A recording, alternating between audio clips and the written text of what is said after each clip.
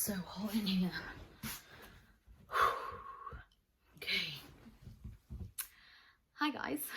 Today's video is going to be about A-level psychology.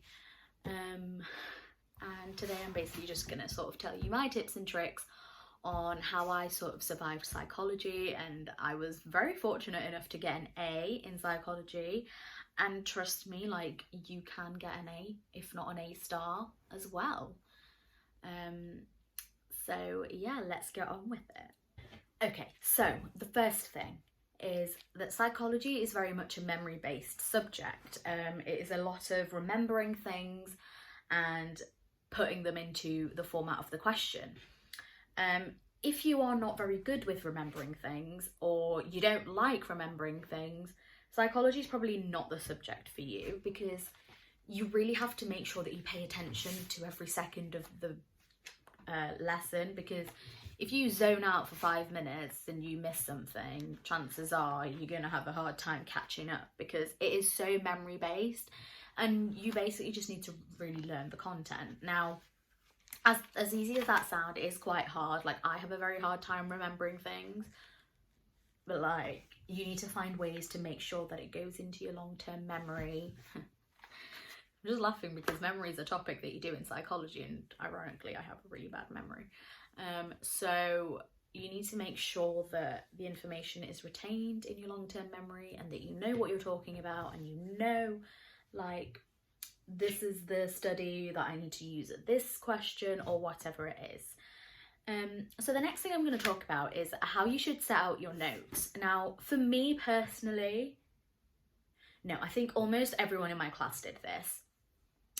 Flashcards are a godsend. Okay, flashcards are literally all I used to make my psychology notes, and some people did it like, so they would, I don't know, put the word on one side and then like write the definition on the other. Like, that's okay, you can do that.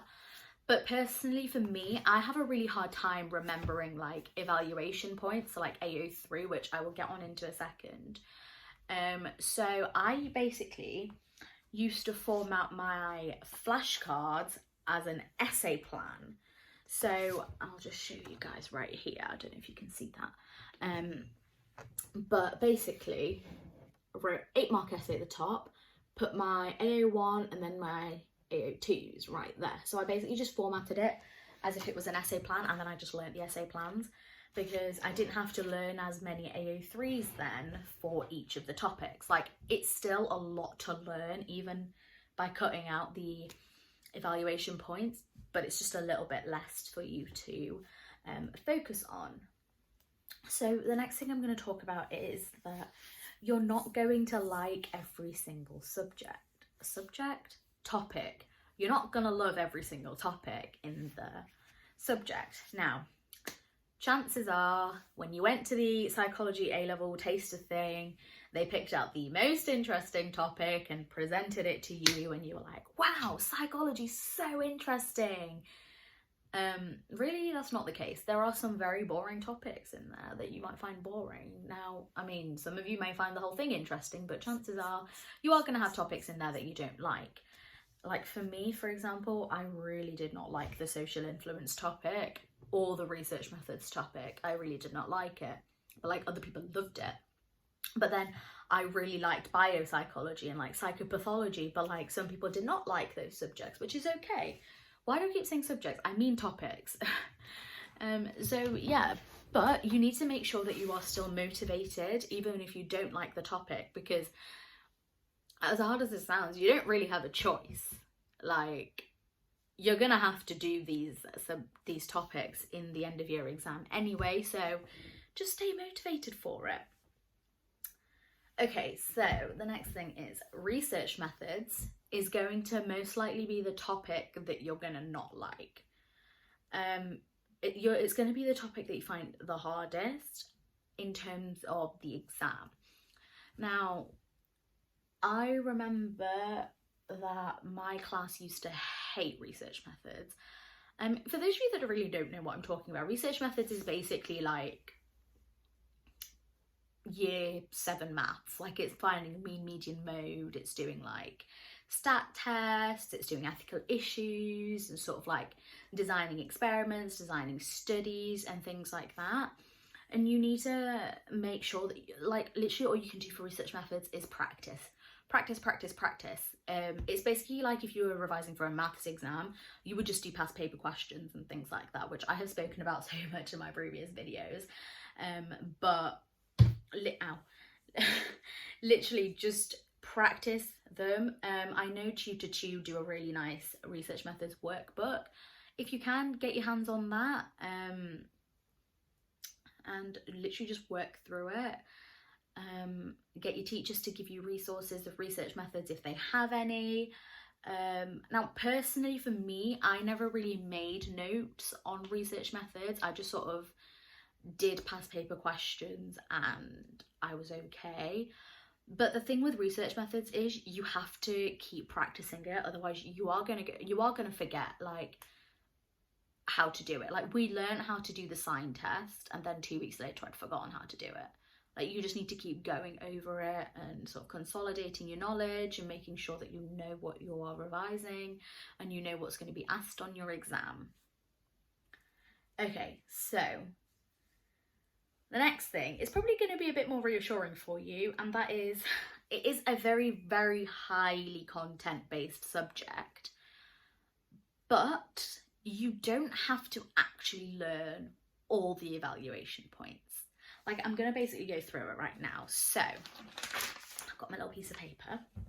There are 2 types of essays, a standard essay and a STEM essay. I'm going to talk more in detail about those 2 essays, but for an 8-mark essay, you really only need like 1 piece of AO1 and like 2 pieces of AO3. So AO1 is like the knowledge part, so most likely going to be like explaining what the thing is that you're talking about. Like, for example, let's say classical conditioning, it's like the first thing that you learn. So AO1 is most likely going to be like the classical conditioning diagram or like the definition of it. Literally, it's worth 4 marks, barely any marks. Like, it's fine, you'll be fine. Or sometimes it's even worth like 3 marks. It honestly depends on how they mark it, but you only need like 1 bit of that. And then for the AO3, which is the evaluation, so like the strength or the weakness or whatever, it's only worth 4 or 5 marks, and you probably only need to give about 2. And honestly, it's up to you. Like, AO3 is the marks that people tend to find really hard to obtain, so like, try to focus on the like method you're going to use to set out your AO3s. Another like side tip, make sure that you always signpost your AO3 or your evaluation. And by signpost, I mean like, make sure you state whether it's a strength or if it's a weakness of the thing that you are talking about. Like, for example here, these are the psychopathology flashcards, and here we're talking about deviation from social norms, and right there in purple I've written that it's a strength, and then the one above is like a criticism. So make sure that you signpost, because that's going to get you marks. And now in terms of learning evaluation points, you can use research methods and issues and debates as your evaluation points. They're not very good ones to use, but you can use them. Like, for example, if in a study they've used all males that are 40 plus, it's not very representative of the whole population, therefore it's a criticism, because you don't know that women are going to behave in the same way or children are going to behave in the same way, for example. Or you can use like issues and debates. So like, you can say like, the behaviourist approach is very deterministic. It says we are all born a certain way. Like, we're not born with the ability to choose. We are like hardwired in a certain way. Or you can say that it's a strength, or you can say like something else is a strength because it's got elements of free will. It suggests that we have a choice in what we do. So you can use those things as evaluation points. I wouldn't recommend you use only those things, like learn a few from the actual topic as well, but you can use them if you are stuck. Okay, so the next thing, make sure you know what the question is asking you. And by that I mean, make sure you know your command words. Describe, explain, discuss, compare and contrast. Like, make sure you know what they are.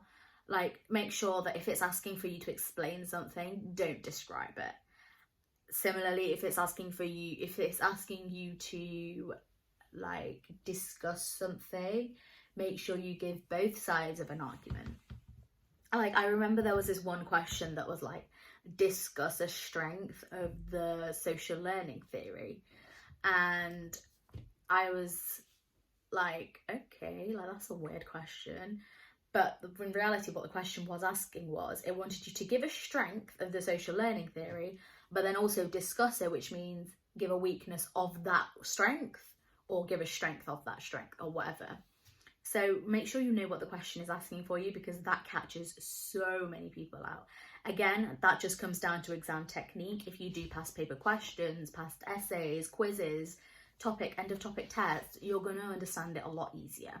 Okay, so the last thing that I'm going to be talking about is the essays. Oh God.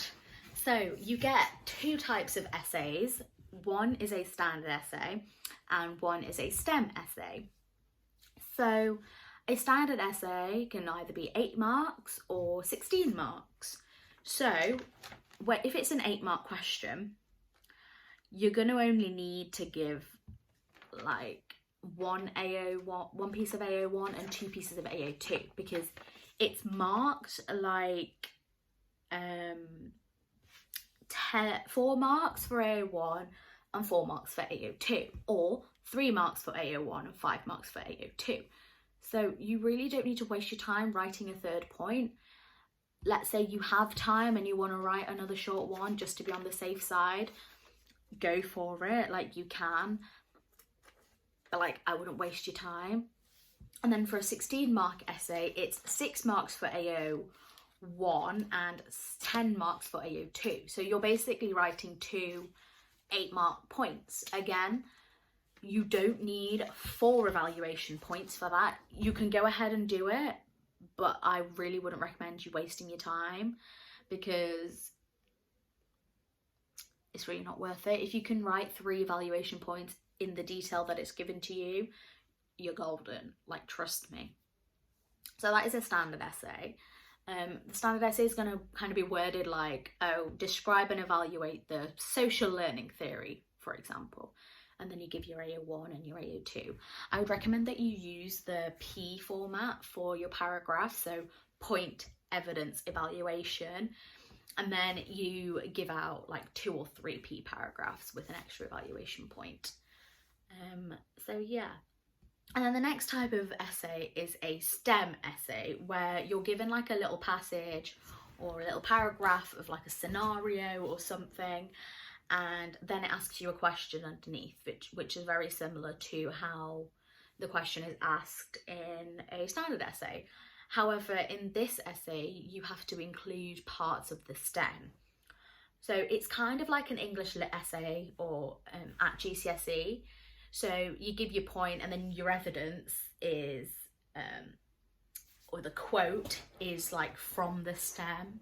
So it could be talking about like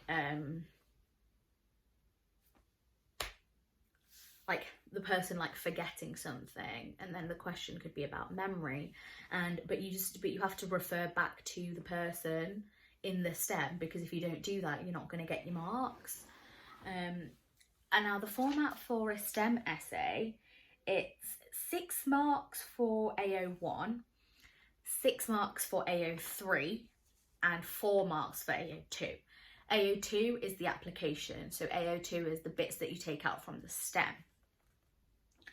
And honestly, it's basically just the same. The only thing you need to do is incorporate parts of the STEM into your essay, and literally it'll come with practice. Like, the more you practice, the better.